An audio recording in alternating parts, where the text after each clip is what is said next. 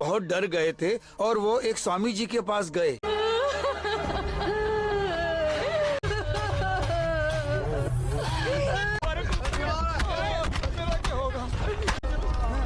लिफ्ट से मत जाइए। ये सही बोल बच्चों।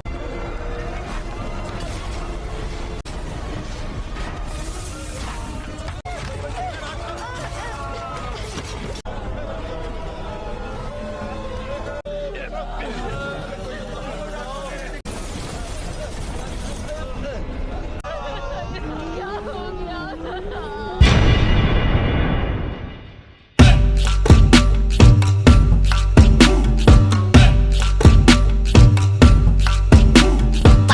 Halo, gimana kabarnya?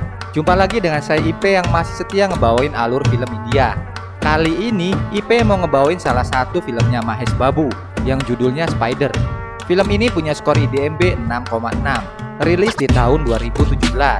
Tapi sebelum nyimak ceritanya, seperti biasa kita ke intro dulu.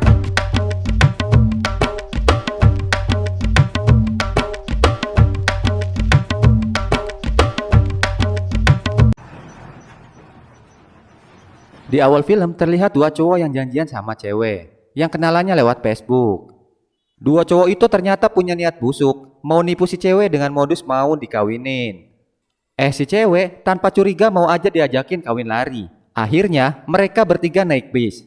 Anehnya, tukang asongan di dalam bus tahu niat busuk dua cowok itu. Karena takut ketahuan, mereka akhirnya kabur dan membuat si cewek bingung. Orang yang mirip saya ini namanya Siva. Dia gawe di kantor intelijen dan tugasnya adalah nyadap panggilan telepon dan aktivitas dunia maya orang-orang yang ada di kota itu. Atasannya ngomong kalau mereka nggak boleh iseng ngerekam percakapan orang lain karena itu adalah suatu kejahatan. Tapi Siva malah ngeyel, dia sengaja ngedengerin dan bikin perangkat lunak buat ngidentifikasi dan ngelacak orang-orang yang dicurigai. Dan ternyata hasil sadapannya maknyus. Siva diam-diam membasmi para penjahat dan berhasil nyelamatin orang-orang yang terancam. Karena keisengannya itu, Siva bisa mengenal seorang wanita yang bernama Charlie, nggak pakai ST12. Malam-malam, Charlie ngerumpi di telepon sama temennya. Charlie curhat kalau dia baru aja nonton film enyem-enyem. Karena masih kebayang-bayang, dia jadi nggak bisa tidur. Charlie ngebet banget pengen praktikin film tadi. Temennya ngasih solusi, biar Charlie fokus sama ujian aja. Biar dapat beasiswa ke Amrik dengan nilai 98%. Tapi nilai Charlie nggak sampai segitu. Dia bilang dia bisa dapat nilai tinggi kalau niatnya tadi udah kesampaian. Charlie punya impian kencan sama cowok tanpa ada ikatan cinta. Dengan begitu, dia bisa konsentrasi sama ujiannya. Siva ngelacak lewat perangkat lunaknya. Siva berhasil nemuin posisi Charlie. Selama 28 hari, Siva ngikutin Charlie kemana-mana. Charlie yang ngerasa diikutin ngelabrak Siva dan bertanya, mengapa Siva terus mengikutinya. Charlie ngomong kalau Siva ngikutin dia karena jatuh cinta, itu salah besar. Karena aslinya Charlie nggak mau terikat. Siva akhirnya ngomong ke Charlie kalau dia nggak demen sama Charlie. Tapi Siva mau nyelamatin Charlie biar dapat nilai ujian 98%. Charlie heran, kok Siva tahu? Siva berdalih kalau dia ngimpi ketemu dewa dan nugasin untuk nolong Charlie. Ngedengar itu, Charlie jadi GR. Dan saat itulah mereka berdua semakin indehoy. Suatu malam, Siva ngedengar seorang cewek nelpon temennya. Mau minta bantuan karena dia sendirian di rumah. Mendengar hal itu, Siva menghubungi temannya seorang polwan yang namanya Renu. Siva minta agar Renu ngedatengin si cewek tadi. Yang kebetulan setelah dilacak rumah cewek itu nggak jauh dari rumahnya. Siva minta Renu nemenin si cewek sampai orang tuanya balik. Nggak disangka esok harinya di TV ngelaporin ada pembunuhan yang terjadi di rumah cewek itu. Renu juga jadi korban. Mereka dimutilasi dan anggota tubuhnya dicampur menjadi satu. Siva langsung jos ke TKP. Ia ngerasa bersalah. Apalagi pas ngelihat keluarga korban nangis-nangis. Hati Siva langsung seresat-seresat. Setelah kejadian itu, Siva langsung mengundurkan diri dari kerjaannya. Dia nyesel udah ngirim Renu dan bikin Renu jadi korban. Tetapi, ayah dan teman-teman kantornya ngasih semangat buat Siva nyari pembunuhnya. Siva akhirnya punya semangat lagi dan mulai investigasi. Dia mantau obrolan dan rekaman CCTV cewek korban pembunuhan itu. Dilihat dari rekaman CCTV, ketahuan kalau seorang pria misterius ngikutin si cewek di kafe. Melalui teknologinya, Siva mampu ngelacak orang yang nguntit si cewek tersebut. Tetapi Siva bingung gimana cara nemuin pria itu. Dan akhirnya dia punya ide untuk ngejebaknya dengan sebuah video yang disebar melalui media sosial. Seorang pria bernama Sakti menghubungi Siva dan ngasih tahu pria itu namanya Sudalai, teman masa kecilnya. Siva OTW ngedatangin Sakti dan Sakti cerita kalau Sudalai adalah anak dari seorang kuncen kuburan. Dulu Sudalai diketahui pernah ngebunuh 4 orang di kampungnya. Setelah ngedengar cerita dari Sakti, Siva tambah penasaran. Siva langsung nyamperin tempat di mana dulu Sudalai tinggal. Siva dapat info dari seorang warga yang sudah sepuh. Pria tua itu ngasih tahu kalau babehnya Sudalai adalah kuncen kuburan. Dia dapat duitnya kalau ada yang meninggal aja. Ketika Sudalai lahir, suara pertama yang didengarnya adalah suara tangisan keluarga yang sudah meninggal. Sudalai tinggal di pemakaman dan dia punya seorang adik cowok. Suatu hari, Sudalai gak mau makan karena dia bosen sama makan nasi terus gak ada lauknya. Babenya sampai ngutang supaya Sudalai bisa makan nasi padang. Karena gak ada yang meninggal, babenya jadi sepi job dan gak ada pemasukan. Pas mau balik, mereka nemuin warga yang lagi kumat ayannya. Babenya Sudalai nyoba nyari pertolongan warga, tetapi Sudalai malah ngebunuh orang itu dengan paku dan batu. Keluarga korban sangat terpukul dengan kematiannya. Mereka menangis, tetapi Sudalai yang menyaksikannya malah senang-senang aja. Ayahnya semakin yakin kalau anaknya itu sakit jiwa dan punya hobi ngebunuh orang dan senang lihat keluarga korban berduka. Dari sejak itu, Sudalai ngebunuh warga satu persatu tanpa diketahui. Suatu hari, seorang bocil ngelihat Sudalai lagi ngekill seseorang. Dia ngasih tahu penduduk desa lainnya. Masa yang marah langsung nyerbu dan ngebakar rumah Sudalai. Sampai-sampai orang tuanya meninggal.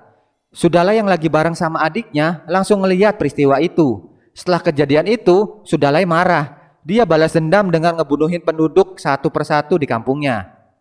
Sampai-sampai seluruh warga dibuat ketakutan. Dan akhirnya semua warga meninggalkan kampung itu. Setelah mengetahui hal tersebut, Siva dapat kabar kalau Sudalai berada di sebuah tempat bermain. Siva langsung memburunya dan singkat cerita dia tertangkap. Siva mengira kalau orang yang ditangkap itu adalah Sudalai, tetapi sebenarnya itu adalah adiknya. Sudalai tahu adiknya udah ketangkep. Sudalai langsung nongol di TV dan ngomong kalau dia sudah ngebunuh 23 orang dan nyembunyiin tubuh mereka di 23 pilar jembatan metro. Dia minta agar adiknya dilepasin dan ngasih tahu kalau dia berencana akan ngancurin rumah sakit. Besoknya, orang-orang yang kehilangan keluarganya tanpa sebab berbondong-bondong mendatangi jembatan. Semua yang ada di sana nangis massal. Sudahlah yang ada di situ ngerasa happy nyaksiin tangisan orang-orang itu. Tiba-tiba, Siva si kembaran saya itu muncul. Dia ngentiin tangisan di sana dan ngomong kalau psikopat Sableng itu sebenarnya berada di dalam kerumunan. Dia minta agar semua orang yang ada di sana tidak nangis. Siva yakin Sudalai ada di sana. Dia langsung ngebunuh adik Sudalai di depan keluarga korban. Sudalai yang lihat adiknya dibunuh langsung erosi dan ngincar Siva. Polisi ngerencanain untuk menangkap psikopat koplak itu hidup-hidup. Karena polisi ingin mengetahui rumah sakit mana yang akan menjadi target psikopat itu. Sudalai yang kesel ngerencanain ngebunuh keluarga Siva. Siva mengetahui hal itu ketika ibunya menelpon dan ngomong kalau dia takut di rumah sendirian. Karena listrik lagi mati dan rumahnya sementara nggak ada orang. Siva ngeh kalau hal itu sama persis kayak gadis korban mutilasi. Sudalai juga ngasih tahu Siva kalau dia bakal ngebunuh keluarganya dengan kejam. Siva yang panik langsung ngeng pakai motornya menuju rumah. Dan sebelum pergi, Siva juga nugasin ke teman-teman kantor untuk ngebantunya. Namun di tengah perjalanan, Sudalai mencoba membunuh Siva dengan cara masukin besi ke roda motor yang lagi dipakai Siva. Siva langsung mental dan tertusuk besi yang diangkut truk di depannya. Akhirnya polisi datang dan ngebawa Siva ke rumah sakit. Tapi dari kejauhan Sudalai nongol dengan raut wajah yang bahagia. Siva yang masih rada sadar langsung nembak Sudalai 2 kali. Dan akhirnya Sudalai terjatuh dari jembatan. Setelah beberapa hari dirawat, Siva sadar dan langsung nanyain keadaan ibunya. Teman-temannya langsung ngasih tahu kalau ibunya baik-baik aja. Ternyata teman-teman kantornya manggil tukang ojol, tahu bulat, tukang sebelak, dan tukang-tukang yang lainnya buat datang ke rumah ibu Siva. Karena itu akhirnya Sudalai nggak jadi ngebunuh dan malah ngincar Siva. Ibu, ayah, dan adiknya datang ke kamar Siva dirawat. Mereka senang lihat Siva selamat. Teman Siva ngomong, mungkin penjahat itu udah koid. Tapi Siva masih belum yakin karena dia menembak bukan di bagian yang vital. Temennya juga ngasih tahu kalau polisi akan menginterogasi Siva karena mereka tahu kalau Siva udah nyadap telepon dan pesan tanpa izin. Setelah itu, pihak kepolisian datang dan membawa Siva untuk diinterogasi. Siva minta waktu buat nemuin psikopat itu ke polisi karena dia yakin Sudalai masih hidup. Tapi Sudalai nggak bisa apa-apa karena dia sudah terluka. Awalnya mereka tidak mengizinkan, tetapi setelah Siva memohon, mereka akhirnya memberikan waktu 2 jam. Di saat itulah Siva mempergunakan waktu dengan sebaik-baiknya. Siva berpikir kalau Sudalai bersembunyi di rumah warga, dia pasti mengancam warga itu. Tetapi Siva galau karena daerah tempat psikopat itu jatuh sangat luas. Akhirnya Siva memulai pencarian lewat perangkat lunak yang sudah menjadi mainannya. Siva dapat ide pas ngeliat acara TV yang sedang banyak ditonton. Siva langsung ngehack acara tersebut dan membuat sayembara dalam bentuk permainan. Ia janjiin hadiah yang menarik. Tetapi itu berlaku cuma untuk pasukan sen kanan belok kiri, yaitu emak-emak. Emak-emak yang lihat acara itu tertarik. Siva memerintahkan untuk mengetuk pintu tetangganya dan nanya apakah peluru itu sudah dikeluarkan.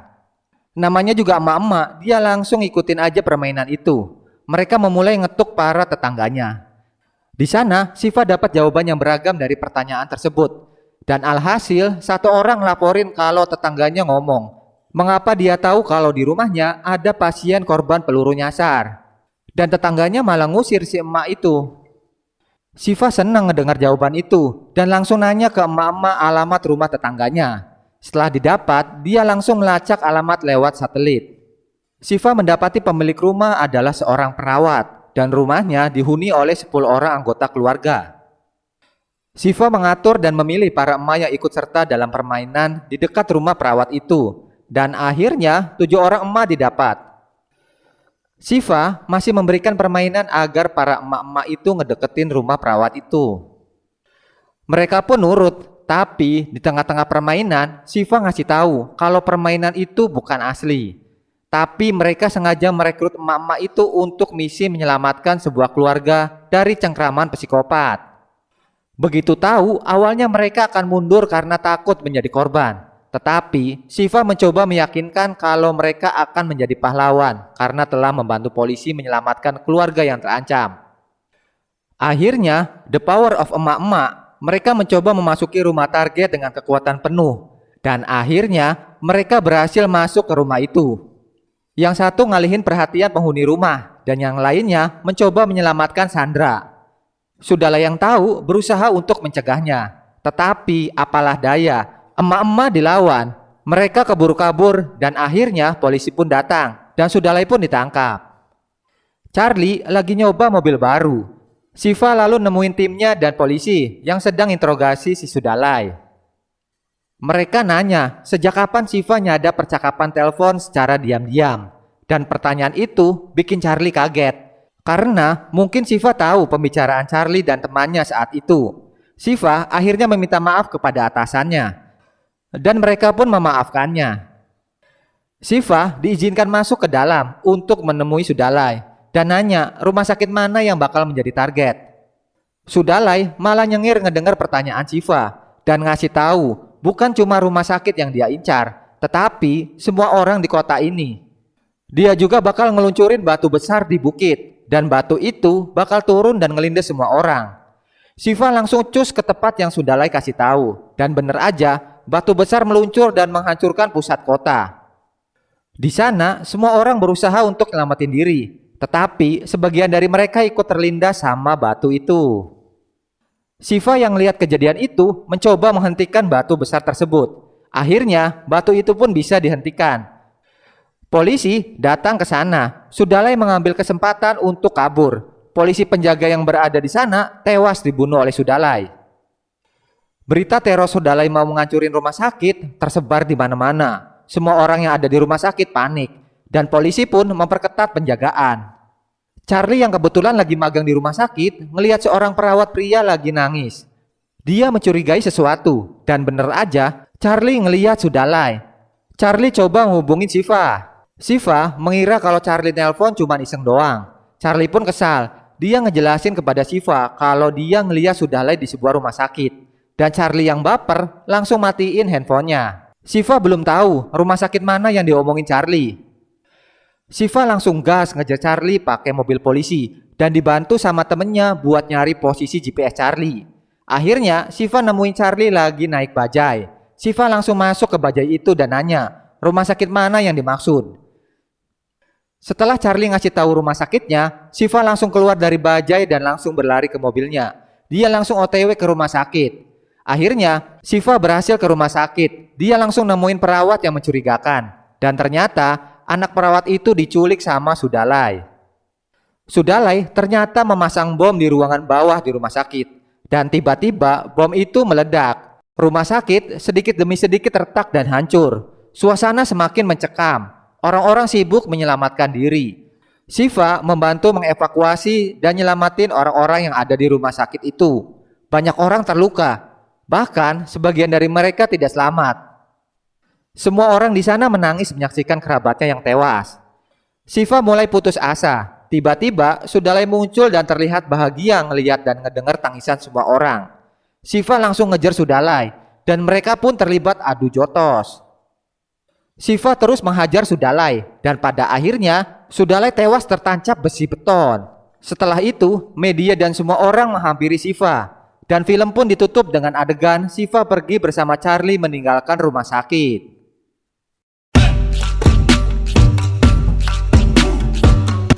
Terima kasih yang udah nonton videonya. Mohon maaf kalau ada salah-salah kata dan suaranya bikin kalian rindu. Sampai jumpa di alur film selanjutnya. Bye-bye.